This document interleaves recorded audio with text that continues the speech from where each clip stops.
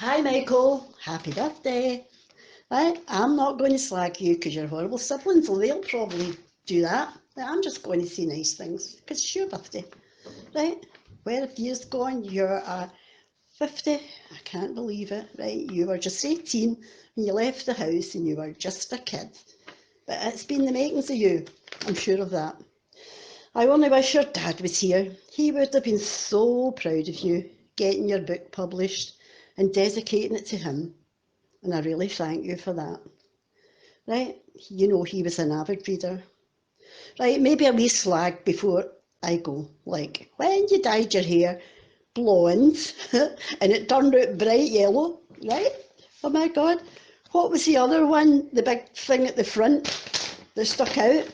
That Liz used to call you something, right? She is going to record a wee message to remind you what she called it, right? Right, my tip for going forward is always stay young at heart, and you're only as young as you feel. I love and miss you lots. From Mummy Bear. Hi, Michael. Have a great day. Happy 50th. Don't look it. I remember when you used to come to my door, son, to collect your wee brother, and you were all full of fashion with that hairdo of yours. And I used to call you helicopter landing pad. Do you remember that, Michael? Anyway, have a brilliant time. And I know this is terrible time for birthday celebrations, but I'm sure everything will work out good. Have a great day and take care and stay safe. Bye. Well, I'll start about talking about Michael when he was a wee boy because he was an annoying wee shit. He had to have a habit. He couldn't live without a habit, and by that I don't mean he was dressing up as a nun. To give you an example, he ground his teeth when he was sleeping. So for about 3 weeks solid, all night, every second of the night, he would grind his teeth. Then when that was gone, you would think, oh, thank God. And then he would start making a poop poop sound with his lips, like this. Then he started blinking, so like really pressing his eyes down, blinkety blink blink. Then 3 weeks later, that would go, and he started doing this really weird, like growling, snarling noise, like.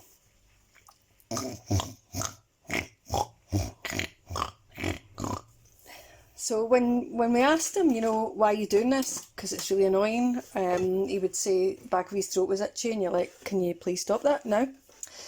He also bit his nails right into the quick and broke every toy he ever got. So bear in mind, I have diagnosed myself as having misophonia, which is a hatred or a fear of noises. So for me, it was torture. I wasn't really happy to have brothers as they annoyed the hell out of me. In response to that, I'm ashamed to say that I hit them in my frustration. Michael probably deserved it more than the other two because he would just laugh at me and he always had a stupid grin on his face. So when I was angry, he would just keep laughing and grinning to the point where I wiped the grin off his face. And sort of later on in life, I found out that Michael used to let his friends watch me getting undressed. Bizarrely enough, I found this out from my boyfriend Paul, who was speaking to a guy called Mo Mallon in the Argosy in Cardonald. So basically we had a wicker room divider, which unknown to me was see-through. Unfortunately, I really didn't make any money out of that. Michael sometimes accompanied me to pubs like Kilkenny's when I had no mates to go with. So at that point I was looking for a man, but I couldn't pull as he looked like my boyfriend. Well, he didn't actually look like my boyfriend because obviously he was punching above his weight, but yeah. One time he was out with me and my pals and he had stopped smoking. He had something in his hand which I think might have been an underground ticket, and he was using it to keep his hands busy. He dropped it and he went into full-blown panic attack, honestly, scrabbling about the floor in horror. It was totally embarrassing. Needless to say, he started to smoke again. And I'm just going to turn the page because Natalie, this is out my comfort zone. Anyhow, let's be nice and soppy. Michael has a lot going for him. I had to work so hard for my degree, but Michael's naturally intelligent. He has 3 beautiful children and a gorgeous wife, and he lives in an amazing city and is a successful author. He's brave, funny, feisty, an amazing dad and husband. I think it's fair to say that I'm so proud of you, bro. Also, I'd like to say that he's got better with age. However, I still think he's a cross between Frankie Boyle and will.i.am, but there you go. Okay, bro, have a very happy 50th and would like to say that I wish you another 50 years so that you'll live to 100. Yay, happy birthday. Hi Michael, it's your brother Anthony. Happy birthday. I'm just remembering back to some of the memories we had as kids and when you were such a nice brother to me. But then I thought, no, I remember. I don't know if you remember this place, Michael.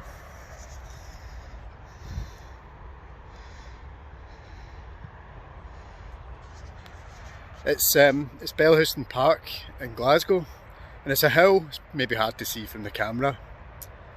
But about 40 years ago, I remember on Easter Sunday, me, you and Mum came to this hill with your Easter eggs, and you went first, rolled your nice Cadbury's chocolate buttons egg down the hill, and you ran after it.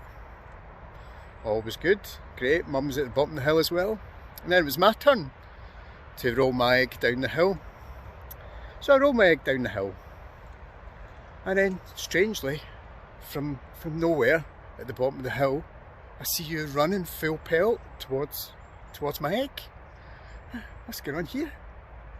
And like Cristiano Ronaldo trying to score a 40-yard kick shot, you all of a sudden boot my nice chocolate egg into about 100 pieces.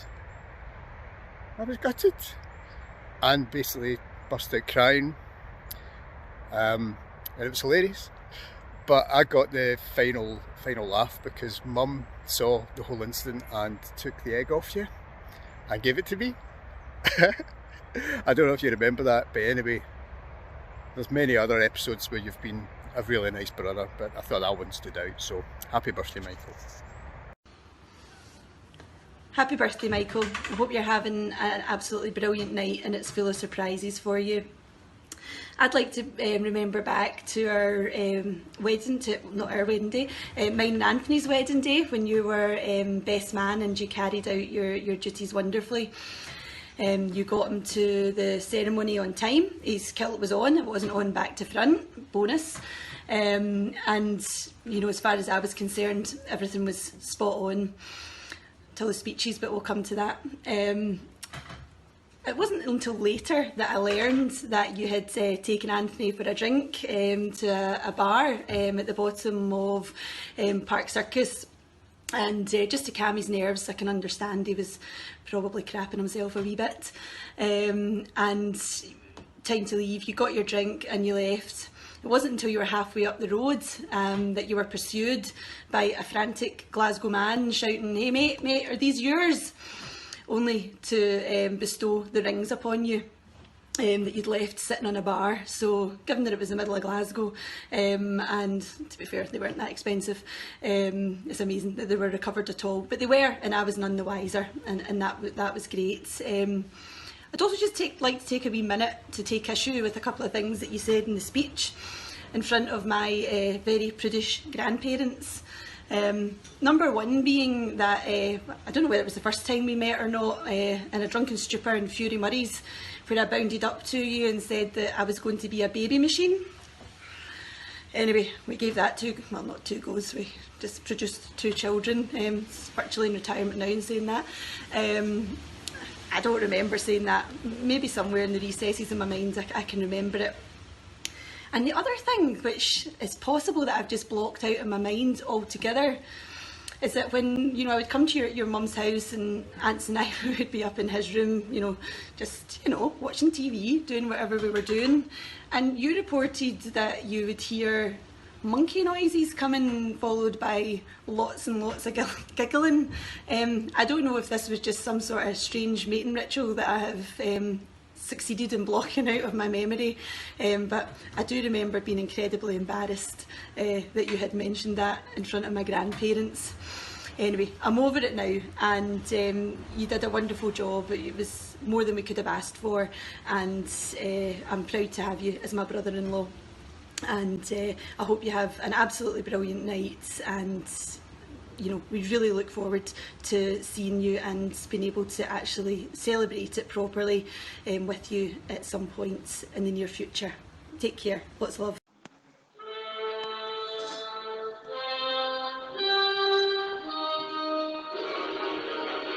Tonight we welcome Michael Logan, writer, linguist, and all-round jolly good egg.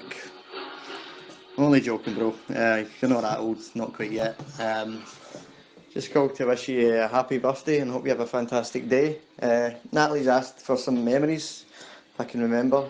There was a bit of an age gap between us. I think it's 11 years, so I don't really remember that much. I do remember occasions you would take me out a lot if I was bored around the house, so that was nice. I remember one time it was quite funny looking back on it, mostly due to your dress sense at the time. I think it was the 80s, and we were in Rossall Park, and you were wearing a white Frank side button t-shirt, tight white shorts, white socks, and like shoes, like black kind of shoes you get at the office, and you were climbing up trees and jumping out of trees, and I was taking your picture doing it. I think I've got a picture somewhere. I'll probably try and fish it out. There's also some memories I can't really forget, like I don't know if you remember, we had to share a bunk bed in that small room. Mostly a nightmare for me, because I just remember, like, if I would move over or toss or whatever, you'd be like, you fucking shut the fuck up, like that. So I'd lie there terrified, you know. I was only 6 years old at the time. So I'd be lying there, like 10 minutes of silence, and then all of a sudden you'd hear this noise.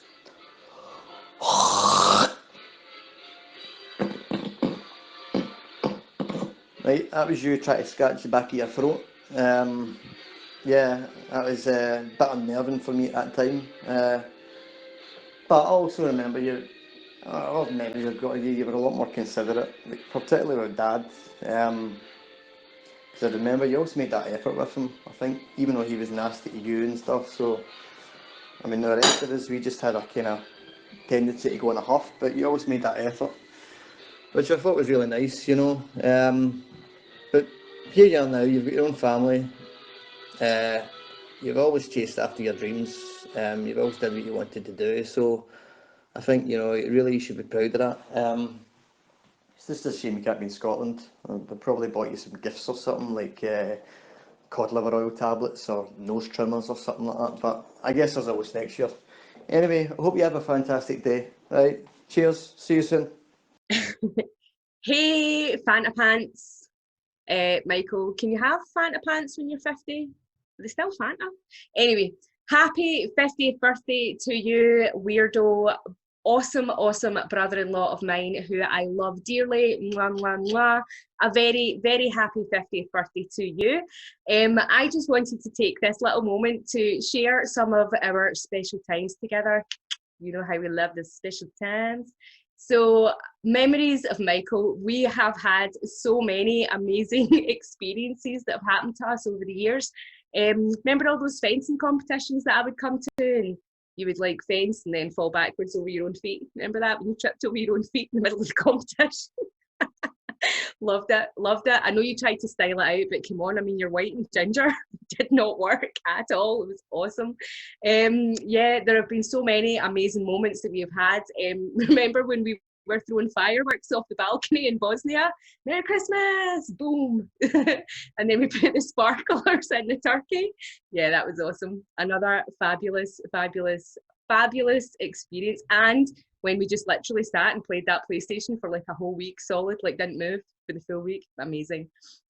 So many experiences we have had. The floods in Nairobi. Oh, the Hogmanay walk down the Rift Valley, honestly, not to mention all of the times that we have had in Hungary and everything. So I just wanted to take this moment to say that, yes, you are a complete weirdo, but I love you to death. Like, absolutely love the completely ginger bones off you. Wouldn't change you for the world.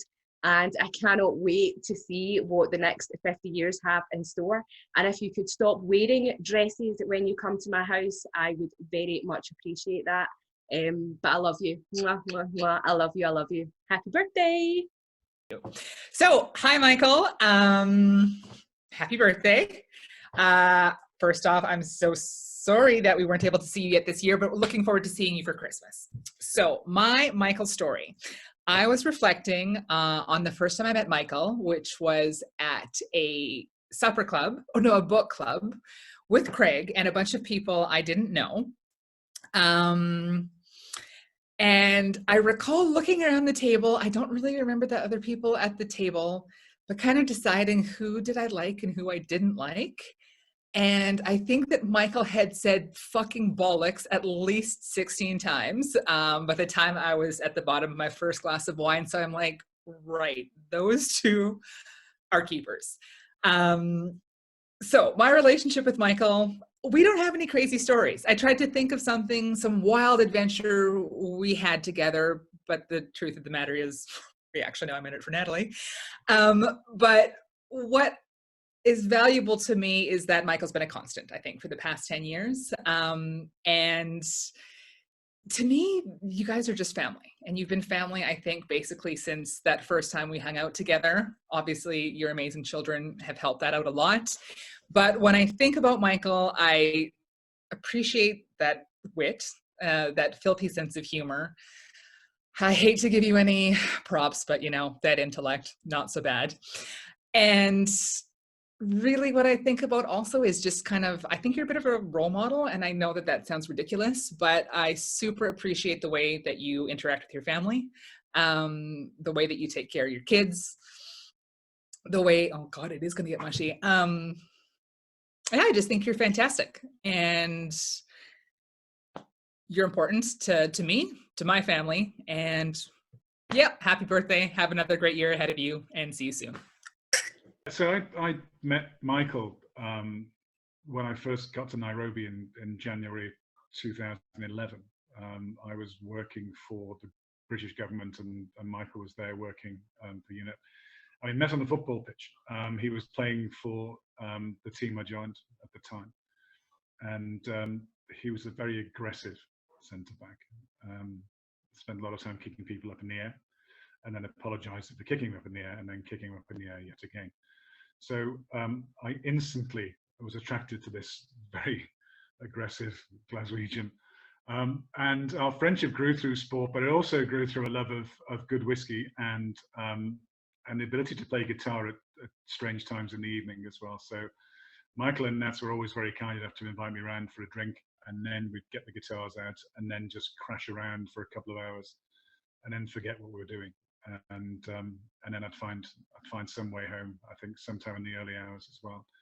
So I knew Michael from then. So it's about 10 years we've known each other. I was very lucky to have a lot of time with the family, but also with Michael. We played football together. We enjoyed going to the horse racing in Nairobi together as well. And any spare time we had that we could get away from our families, we spent in the casino as well. I'm not sure that's common knowledge, but there was a lot of time playing cards and then wishing that we hadn't twisted to bust. So we had a really, really, really good time. And we were the last time I met Michael was in Italy. I think it was 3 years ago when we were on holiday in Italy, and we had our passport stolen on the way to the airport, going back to Bari. And then we had to get across country in very short time to make an application for new emergency passports in the British Embassy in Rome. We managed to catch up with him as well. So Natalie, my wife, and I met him in Rome, and we had the most wonderful local Italian meal in this beautiful little Italian restaurant. And it was like we'd never been away. It was straight away into all the detail and minutiae of good friendships. And Nat and I have both said that, you know, that moment when we had all these catastrophes going on, we had 2 kids with us, we had the passports and our wallets stolen, that it was a sort of a one of those little momentary sort of events of fortune that brought us together again. And we think of that, I think, a lot. I think that we've always said, and we're similar in a way, we travel around the world and we work in strange places. But it's not where you are that matters, it's who you're with, I think. And for me, certainly, this isn't a very funny anecdote, I don't think, but it's certainly heartfelt. I think that those times when we're low, when we're finding things very difficult overseas, people like Michael make a difference. He's caring, he's compassionate, he's incredibly intelligent, very, very funny, wicked sense of humor, incredibly dark, but always there to take the pressure off. And I think that it's not too much to say that, you know, great that they're having a fantastic home in Rome, but as a friend, you know, we miss you, Michael, and we need to do more stuff, I think. But don't bring out the Rohypnol next time, please, because I lose all my memory and I can't remember what we did. So whatever you're doing, I hope you're having a wonderful time, and let's catch up soon. So you take it easy, and love from Moshi.